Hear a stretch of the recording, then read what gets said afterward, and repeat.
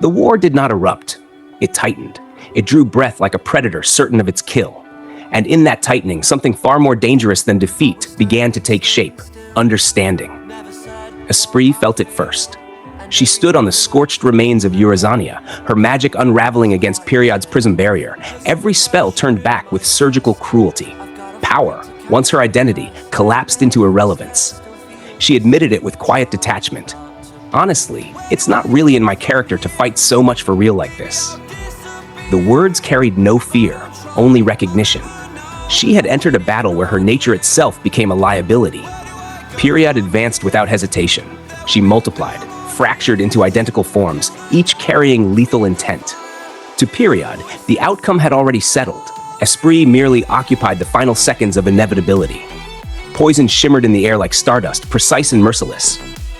Then Fobio arrived. He entered without elegance, without certainty, only resolve. "As long as I'm still alive, I win," he declared, anchoring himself to a philosophy Esprit found primitive. Survival, to her, had always been a calculation. To him, it was defiance. She watched him bleed. He endured. He refused collapse. And in that contradiction, Esprit confronted something unsettling. Power without purpose collapses under pressure, yet purpose without power continues forward. She recalibrated instantly. "Let's be frank. We can't beat this person. Why don't we just give her as hard a time as we can?" The proposal cut clean. No illusion of victory, only resistance. A demon pact followed. Inside Fobio, she fused, not as a guide, but as a burden. He moved with sharpened precision while she absorbed every unseen wound. Pain shifted ownership. Endurance became shared. Fobio surged forward, abandoning restraint. His leopard form tore through the battlefield with reckless intent. "So if I attack whatever part of her is damaged, can I win this?" he pressed. "No way," Esprit answered, her clarity absolute. Victory had already been discarded. Time became the objective. She suffered for it. "I really hate insects, these attacks that hit directly on your psyche." Her voice frayed as Period's assaults bypassed flesh and struck the mind. Invisible damage accumulated. Still, she analyzed. She adapted.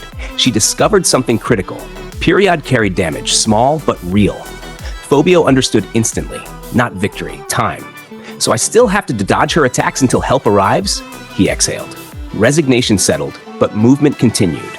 Minutes stretched into 40. His body deteriorated. Her consciousness thinned. "We're sure putting up a fight, aren't we?" he muttered. "I'm too tired to talk. I can't go on. I'm so dead," she replied, her composure dissolving into exhaustion. Yet even there, humor surfaced. He spoke of regret. "Just after I get a girlfriend, too," she answered with dry amusement. In shared ruin, respect formed. Period raised her hand. The end approached. Then disruption struck. Gabta arrived, reckless, perfectly timed, followed by Gabwa and Ranga. The battlefield shifted instantly. The line had held. Not through dominance, but through refusal. Elsewhere, the sky itself became a battlefield of intention. Fry moved like controlled wind, her wings slicing through space as Torin pursued with escalating arrogance. He measured strength through speed. "You are weak, only good at fleeing," he declared, mistaking restraint for fear. She allowed the illusion. Torin accelerated, convinced of superiority. "Speed," he affirmed, anchoring his belief in motion. Frey accepted the premise, then dismantled it. "You're right, but..." Her awareness extended beyond the immediate clash.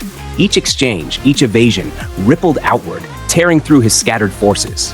While he chased victory, she reshaped the battlefield. Realization struck him too late. "You aimed for this from the start?" he demanded. "Did I?" she replied lightly. Desperation overtook him.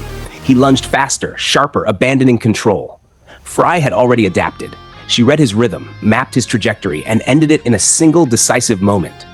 Assumptions can be dangerous things. Her claw pierced his core. "Huh?" escaped him, confusion replacing certainty. "So, goodbye then." Torin shattered. Victory registered across the battlefield, not as celebration but as shift. Gabil felt that shift differently. He stood battered before Bethop, whose strength turned combat into spectacle. Good. This is how things should be fought." Bethop laughed, treating resistance as entertainment. Gabil recognized the imbalance instantly. "You seem to be the strongest of them all." Acknowledgement carried weight, but survival demanded more. Sufia fought beside him, her endurance matching his own. Their bodies, pushed beyond recovery, carried the limits of healing itself. Still, they stood, until Bethop changed. He vanished, He struck. Sufia fell. The battlefield narrowed to a single decision. Gabil chose instantly. "I'm not letting you die, Lady Sufia." Power surged, not from calculation, but from refusal. Fate bent. She lived. Bethop observed the outcome with confusion. Logic fractured. Weakness should collapse. Hesitation should kill. Yet Gabil stood, defiant, absurd. Then something unexpected surfaced. "I think you are beautiful," Gabil confessed, words breaking through chaos. Sufia answered with reckless warmth, a promise, simple and human. Hope ignited. When they clashed again, the dynamic shifted. No longer prey-resisting predator, belief confronted dominance. "Vortex crash," Gabil roared. Bethop fell. Across the battlefield, victories accumulated, but unease deepened. Caroline sensed opportunity the moment Torin fell. "Heh, Frey won, huh? Well, I'm not about to lose either." He capitalized on Abalt's disrupted rhythm, unleashing Beast Roar at the precise moment impatience fractured control. Abalt collapsed.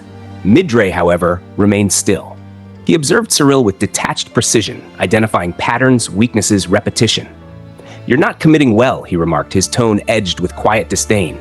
Yet his attention split, drawn toward something else. A presence, cold, hollow, watching. It pressed against his awareness, vast and alien. Unlike Milim's overwhelming force, this carried no warmth, only predation. He delayed action, studying both opponent and unseen threat. Cyril forced the conclusion. Rage overtook him. Power surged. Midray moved once. Absolute. Cyril vanished. Victory should have closed the battlefield. Instead, silence spread. Midray looked upward, unease tightening his expression. The air thickened, heavy with intent. Around him, others began to feel it. Fry, Caroline, survivors who had fought through exhaustion and blood. "Not good," he murmured. "The chill has only grown stronger." The battles had reached their conclusions. The war had not. Because beneath every clash, every victory, every act of survival, something else had been advancing. Unseen, patient, inevitable. And now it was ready to emerge.